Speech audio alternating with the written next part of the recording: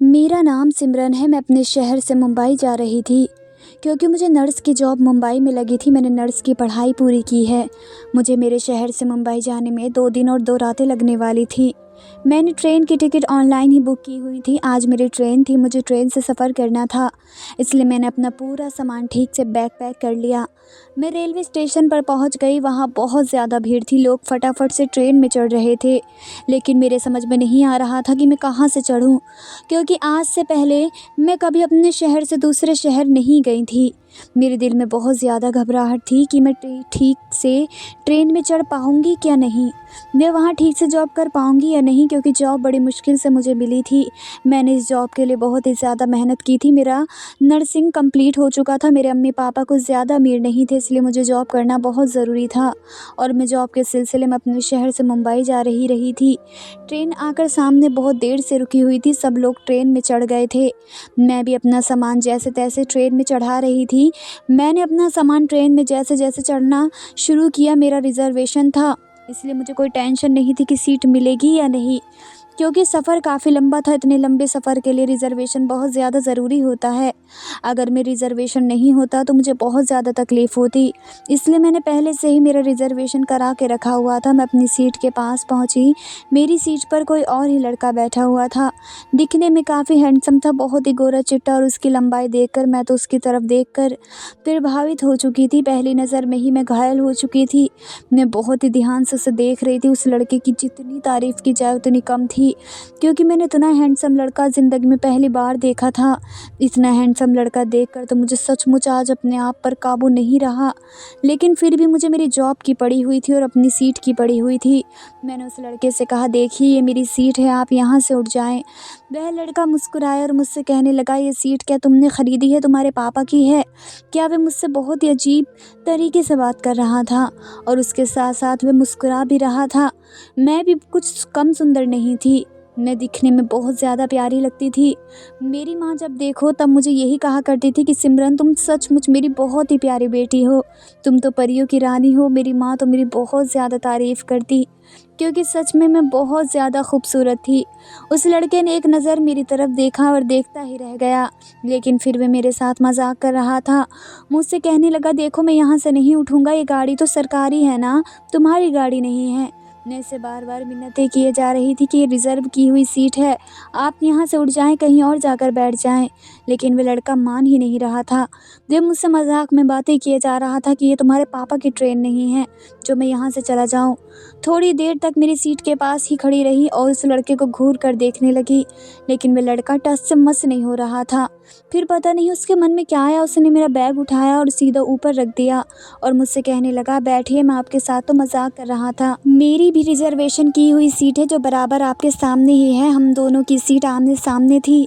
हम दोनों पूरा सफ़र साथ में काटने वाले थे। मैं अपनी सीट पर जल्दी से बैठ गई। मैंने उसके चेहरे पर भी नहीं देखा, क्योंकि मुझे उस लड़के से थोड़ा गुस्सा आया था कि उसने मुझसे बदतमीज़ी से बात की थी, लेकिन वह बदतमीज़ी नहीं थी, वह मेरे साथ मजाक कर रहा था। मैं बैठ गई और अपने बैग से मैंने बुक निकाला और पढ़ने लगी।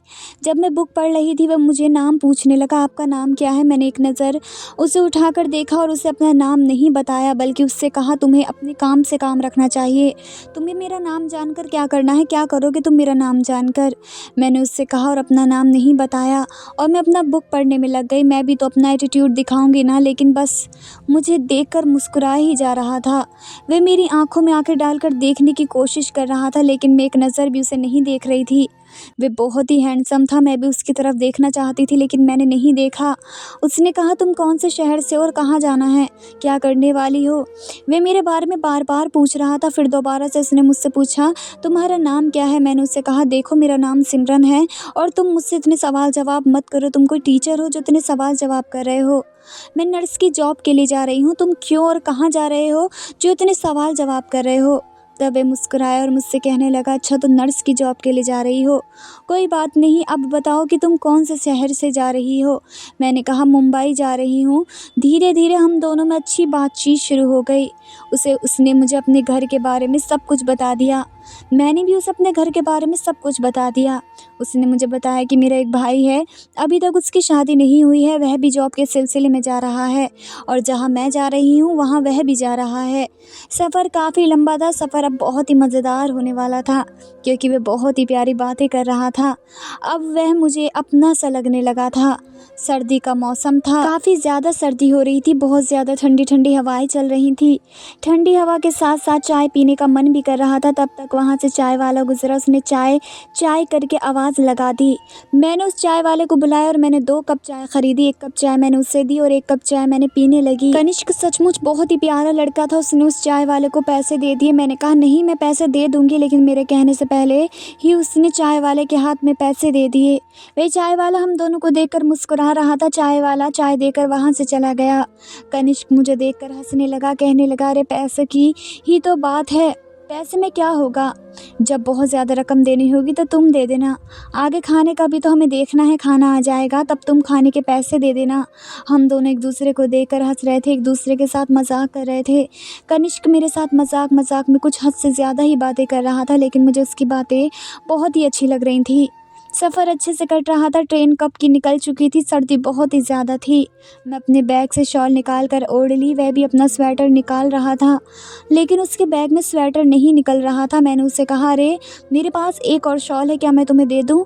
वह मुस्कुराया और कहने लगा, अरे इसमें पूछने वाली क्या बात है, तुम तो मेरी हो, मुझे शॉल दे दो। मैंने उसे बहुत ही गौर से देखा और ऐसा देखा कि जैसे मुझे गुस्सा आया हो, लेकिन वह मुस्कुराते हुए कहने लगा, अरे मैं तो तुमसे मजाक कर रहा हूँ, तुम तो अब मेरी बहुत ही अच्छी फ्रेंड बन चुकी हो। हमारी बातें चल रही थी, पूरा दिन बीत गया, अब हम दोनों एक दूसरे के साथ बहुत ही ज़्यादा क्लोज आ चुके थे।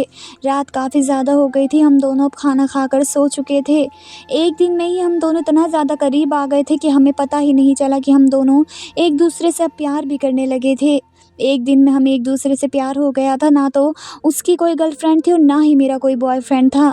हम दोनों ने ऑनलाइन और एक रिज़र्वेशन करवाया। वहाँ पर ऐसा रिज़र्वेशन था जहाँ पर सफ़र के साथ साथ हम रूम के भी मज़े ले सकते थे। उस ट्रेन के डिब्बे में हम लोग पहुँचकर वहाँ पर बैठ गए। हम दोनों एक दूसरे से बहुत ही क्लोज़ आ गए थे। ठंडी का मौसम था। कनिष्क मेरे साथ आकर बैठ गया, मेरे हाथ को थाम लिया, मुझसे कहने लगा, सिमरन तुम बहुत ही ज़्यादा खूबसूरत हो, मैं तुम्हारी खूबसूरती की तारीफ़ पहले दिन से ही करना चाहता था, लेकिन मुझे डर लग रहा था कि कहीं तुम्हें मेरी बात का बुरा ना लग जाए, इसलिए मैंने तुम्हें बताया नहीं। लेकिन सिमरन तुम बहुत ही ज़्यादा खूबसूरत हो। मैंने शर्माते हुए एक नज़र उठाकर कनिष्क को देखा और कनिष्क से कहा, कनिष्क तुम भी बहुत ही ज़्यादा हैंडसम हो, तुम भी मुझे पहली नज़र में ही बहुत प्यारे लगे थे। मैं तुम्हें पहली नज़र में ही अपना दिल दे बैठी थी। तब कनिष्क ने मेरी ओर देखा और मुझे ज़ोर से बाहों में पकड़ लिया। मैं भी कनिष्क की बाहों में आकर अपने आप को बहुत ही ज़्यादा अच्छा महसूस करने लगी, क्योंकि कनिष्क सच में बहुत ज़्यादा अच्छा लड़का था। पहले वह मुझे भा गया था, इसलिए मैंने अपने आप को पूरी तरह से कनिष्क के हवाले कर दिया। कनिष्क और मैं पूरी रात एक दूसरे के बाहों में बिता दी। कनिष्क ने पूरी रात मुझे बहुत प्यार किया था। हम दोनों ने उस रात सारी हदें पार कर दी थी जो हमें नहीं करनी चाहिए थी। कनिष्क और मेरे बीच अब कोई भी दीवार नहीं थी। हम पूरी रात से 2 जिस्म एक जान बन चुके थे। पूरी रात हमने एक दूसरे की बाहों में काटने के बाद दूसरा दिन भी निकल गया। हम एक दूसरे से जुदा होने का वक्त आ गया। कनिष्क मुझे देखकर बहुत ही ज़्यादा परेशान हो रहा था, क्योंकि वह मुझसे दूर नहीं जाना चाहता था और ना ही उससे मैं दूर जाना चाहती थी। हम दोनों एक दूसरे के देखकर बहुत ज़्यादा परेशान हो रहे थे, क्योंकि हम एक दूसरे से जुदा नहीं होना चाहते थे। उतरने का वक्त आ गया, हम दोनों ट्रेन से उतर गए। कनिष्क ने मुझे गले से लगाया और वहाँ से चला गया। कनिष्क की आंखों में आंसू थे, मेरी आंखों में भी लगातार आंसू बह रहे थे, लेकिन मुझे अपनी जॉब पर जाना बहुत ज़रूरी था। कनिष्क वहाँ से चला गया, मैं भी अपनी जॉब की जगह पर आ गई। मैं अपने आप को जैसे तैसे करके संभाल ली थी और मैं हॉस्टल में पहुँच गई। मैंने हॉस्टल में अपना सामान रखा और जॉइनिंग लेटर लेकर जॉब की जगह पर पहुँच गई। हॉस्पिटल गई थी, वह दिन बहुत ही अच्छा गुजरा था। मेरी जॉब का पहला दिन था, बहुत ही अच्छी तरह से जॉब का दिन गुजर गया।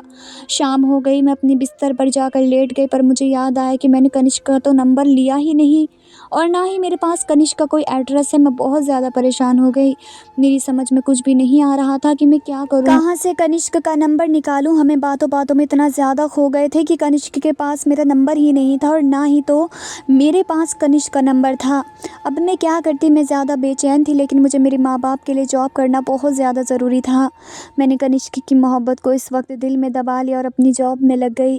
दिन ऐसे ही बीतते चले गए। 1 महीना गुजर गया। 1 महीने के बाद मुझे पता चला कि मैं माँ बनने वाली हूँ, जब मुझे पता चला कि मैं माँ बनने वाली हूँ, मैं बहुत ज़्यादा परेशान हो गई। मैं फिर से कनिष्क को ढूँढने की बहुत ज़्यादा कोशिश की, लेकिन वह मुझे कहीं नहीं मिला। मैं अपने बच्चे को मारना नहीं चाहती थी। मैंने अपने दिल में ठान लिया था कि मैं इस बच्चे को दुनिया में लाकर ही रहूँगी। मैं उसका हक बिल्कुल नहीं मारूँगी, मैं उसे दुनिया दिखा कर रहूँगी। इसलिए 9 महीने तक दुनिया के ताने सुनकर मैंने बच्चे को जन्म दिया था। देखते ही देखते 7 साल गुज़र गए थे। मेरा बच्चा 7 साल का हो गया था। मेरा ट्रांसफ़र मुंबई से पुणे हो गया था। एक दिन मैं अपने बेटे का एडमिशन कराने के लिए स्कूल लेकर गई हुई थी। वहाँ पर मैंने देखा कि एक पत्नी का जोड़ा आया हुआ था और वे बात कर रहे थे कि हमें एक बच्चा गोद लेना है। मैं दरवाज़े तक पहुँची ही थी कि मैंने देखा वहाँ तो कनिष्क था और उसके साथ एक बहुत ही खूबसूरत लड़की आई हुई थी, जो कि साड़ी में भी, माथे पर सिंदूर था, गले में मंगलसूत्र था, हाथ में लाल रंग की चूड़ियाँ पहने हुई थी। उसने कनिष्क का हाथ थाम रखा था और अपना सर कनिष्क के कंधे पर रखा रो रही थी। शायद उन्हें बच्चे की ज़रूरत थी। थोड़ी ही देर बाद कनिष्क और उसकी पत्नी वहाँ से चली। मैं अंदर प्रिंसिपल के पास चली गई और मैंने उनसे उनके बारे में पूछा तो प्रिंसिपल मुझे बताने लगी कि ये कनिष्क हैं और वह उसकी पत्नी साक्षी हैं। उनको 4 साल से बच्चा नहीं हुआ है और वह लोग एक बच्चा गोद लेना चाहते हैं। कनिष्क और उसकी पत्नी दोनों की जोड़ी बहुत ही प्यारी लग रही थी। मैंने कनिष्क को देखा और अपने आप को छुपा लिया। मैं नहीं चाहती थी कि कनिष्क मुझे देखे। मैं तुरंत दरवाजे के पास ही छिप गई थी। फिर मैं जाकर प्रिंसिपल से वे सारी इंक्वायरी निकाली जो कि कनिष्क प्रिंसिपल से बातें कर रहा था। मेरा बेटा अमन अब 7 साल का हो चुका था। मेरे बेटे पर अपने बाप का साया नहीं था। मैंने तुरंत प्रिंसिपल को कहा कि कनिष्क से बात करो, मैं अपना बेटा अमन को गोद देना चाहती हूँ। लेकिन कनिष्क को ये बात मत बताना कि ये सिमरन का बेटा है। बस उसे ये बताना कि ये हमारे ही स्कूल का बच्चा है जो कि अनाथ है। आप इसे आसानी से गोद ले सकते हो। प्रिंसिपल ने तुरंत कनिष्क को कॉल किया और बताया कि तुम्हें जैसा बच्चा चाहिए वैसा बच्चा मिल गया है। तुम इस स्कूल वापस आ सकते हो, तुम्हें बच्चा मिल जाएगा। मैंने अमन को सारी बातें बता दी थी। अमर बहुत ही समझदार बच्चा था। अभी वह सिर्फ 7 साल का था, लेकिन मैंने उसे कनिष्क के बारे में सब कुछ बता दिया था कि वे तुम्हारे पापा हैं, लेकिन मैं तुम्हारे पापा के साथ नहीं रह सकती। मैंने बहुत ही प्यार से अपने बच्चे को समझा दिया था। मेरा बच्चा बहुत ही ज़्यादा समझदार था और तुरंत मान गया। कहने लगा, मम्मी आप मुझसे कभी कभी मिलने के लिए आ जाओगी ना। मैंने अपने बच्चे के सर पर हाथ रखा, कहा बेटा मैं तुमसे मिलने के लिए हर रोज़ आया करूँगी। बस तुम अपने पापा के साथ अच्छे से रहना। तुम्हारे पापा बहुत अच्छे हैं, तुम्हारा बहुत अच्छे स्कूल में एडमिशन करवा देंगे, तुम्हारा बहुत ध्यान रखेंगे और तुम्हें पापा की बहुत ज़्यादा ज़रूरत है। तुम्हें पापा के साथ ही रहना होगा। अमर पहले तो मान नहीं रहा था, लेकिन फिर मैंने जब उससे कहा कि मैं तुमसे मिलने के लिए हर रोज़ आया करूँगी, तब अमर मान गया। प्रिंसिपल ने कनिष्क को उसकी पत्नी को बुलाकर अमर को उनसे मिलवाया। अमर बहुत ज़्यादा रो रहा था, उसके साथ जाने के लिए मना कर रहा था, लेकिन मैंने इशारे से अमर से कहा तुम जाओगे ना तो वह तुम्हें बहुत सारी चॉकलेट और मिठाइयाँ देंगे। तब अमर रोता हुआ कनिष्क के साथ चला गया। पूरी फॉर्मेलिटी पूरी हो गई। आज अमर को गए हुए 1 महीना गुजर चुका था, लेकिन मैं अमर से मिलने नहीं गई। मेरा दिल तड़प रहा था, मेरा दिल रो रहा था। आज मैं रुकने वाली नहीं थी। आज मैं अमर को देखने के लिए जाने ही वाली थी। कनिष्क और उसकी पत्नी स्कूल में अमर को ले जाने के लिए आ गए थे। अमर की स्कूल की छुट्टी हो चुकी थी। कनिष्क की पत्नी ने मुझे नहीं देखा था। मैं अमर के पास चली गई और उसके सर पर हाथ फेरने लगी। अमर भी मुझे देखकर मेरे पास दौड़ कर चला आया था और मुझसे कहने लगा, मम्मी तुम यहाँ पर कैसे। अमर मुझे बार बार मम्मी कहकर मेरे गले लगने लगा। मुझे बहुत ज़्यादा बुरा लग रहा था। मेरी ममता तड़प उठी थी। मैं अमर को सीने से लगाया, उसके माथे को चूमने लगी। उससे सीने से अलग करने का मन नहीं कर रहा था। कनिष्क की पत्नी अमर को मुझसे छीनने की कोशिश कर रही थी, लेकिन अमर मुझसे अलग होने के लिए तैयार बिल्कुल भी नहीं था। मैंने अमर से कहा, अमर यही तुम्हारी माँ है, लेकिन तब तक कनिष्क भी गाड़ी से उतर गया और मुझे देखा तो तुरंत मेरे पास चला आया। मेरा हाथ पकड़कर मुझसे कहने लगा, सिमरन तुम कहाँ चली गई थी, मैंने तुम्हें कहाँ कहाँ नहीं ढूंढा। देखते ही देखते वे मुझसे लिपट गया। उसने अपनी पत्नी के सामने ही मुझे गले से लगाया, रोने लगा, कहने लगा, सिमरन मैं तुम्हारे प्यार में पूरी तरह पागल हो चुका था। मुझे मेंटल हॉस्पिटल में 3 साल तक डाल दिया गया था। मैं 3 साल तक मेंटल हॉस्पिटल में था। तुम पागल हो, तुमने मुझे ढूंढने की कोशिश क्यों नहीं की। वे मुझे बहुत ही ज़्यादा बातें सुना रहा था, पागलों की तरह मुझे प्यार कर रहा था।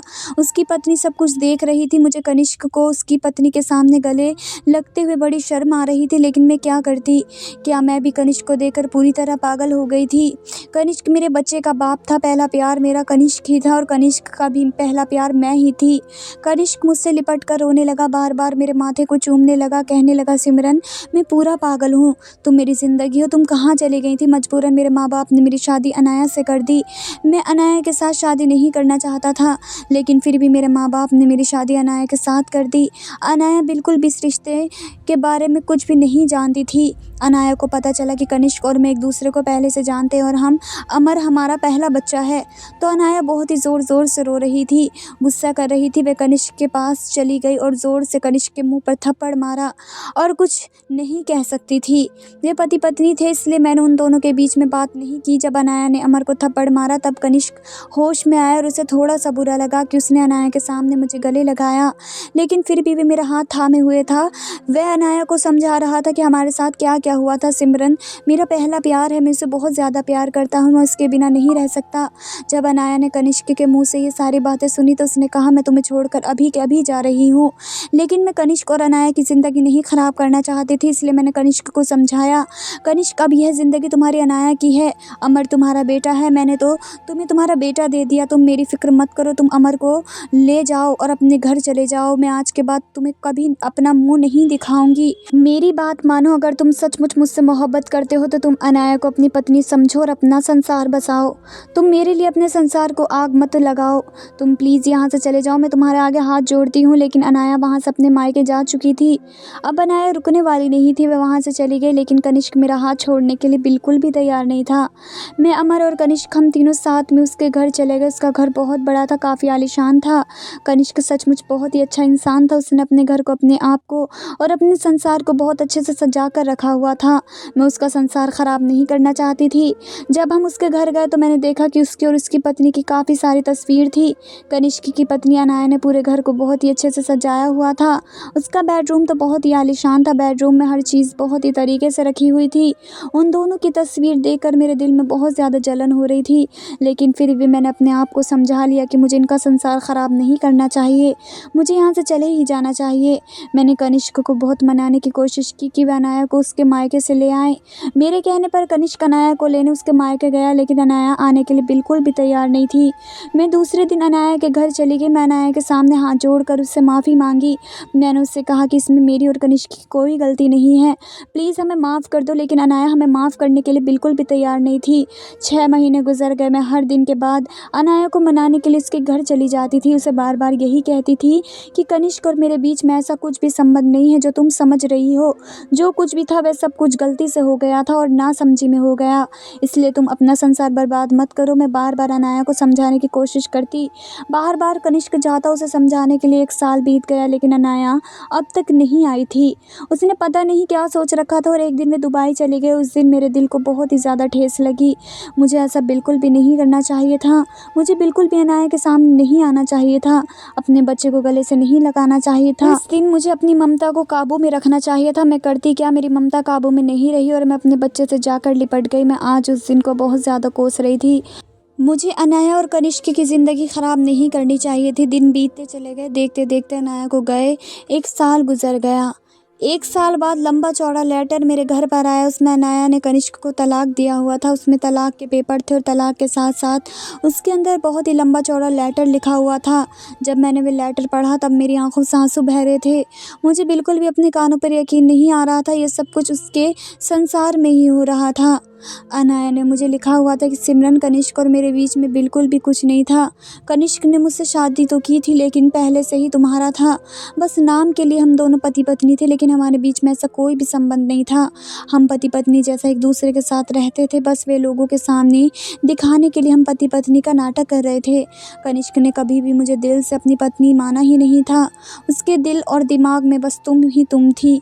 मैं अगर उसके साथ भी रहती तो क्या करती, हमारे बीच में शारीरिक शारीरिक संबंध तो थे, लेकिन दिल का संबंध हमारे कभी भी जुड़ा नहीं। और 4 साल बाद हमारे शारीरिक संबंध होकर भी मैं माँ ना बन सकी। तो एक दिन हॉस्पिटल में मैंने अपने आप का चेकअप करवाने के लिए चली गई। जब मैंने अपना चेकअप करवाया तब मुझे पता चला कि मैं कभी माँ नहीं बन सकती हूँ। तो मेरा कनिष्क के साथ रहने का क्या ही फ़ायदा है। खुद ही कनिष्क के लिए कोई लड़की ढूंढ रही थी। मैं अपना और कनिष्क से एक बच्चा पैदा करवाने वाली थी, लेकिन भगवान का बहुत बहुत शुक्र है कि तुम खुद सामने आई और हमें कनिष्क और तुम्हारा बच्चा मिल गया। भगवान की मर्ज़ी यही थी, इसलिए तुम यहाँ पर आई हो और आज तुम्हारा और कनिष्क का संसार फिर से बस जाएगा। तुम्हारा पहला प्यार तुम्हें मिल जाएगा। कनिष्क का पहला प्यार तुम ही हो, क्योंकि कनिष्क एक पल के लिए भी तुम्हें भूला नहीं है। मुझे अनाया का लेटर पढ़कर बहुत ही ज़्यादा दुख हुआ था। अब अपने आप पर बहुत ज़्यादा शर्मिंदगी महसूस होने लगी। मुझे लगा था कि मेरी वजह से सब कुछ हुआ होगा, लेकिन जब मैंने लेटर पढ़ा तो मेरे दिल को सुकून मिला। इसमें ना तो मेरी गलती थी, ना अनाया की और ना ही कनिष्क की कोई गलती थी। ये सब तो तकदीर का लिखा हुआ था। जो आज हो गया था, अनाया दुबई में अपनी बीच हुई पढ़ाई पूरी करके वहाँ जॉब भी कर रही थी।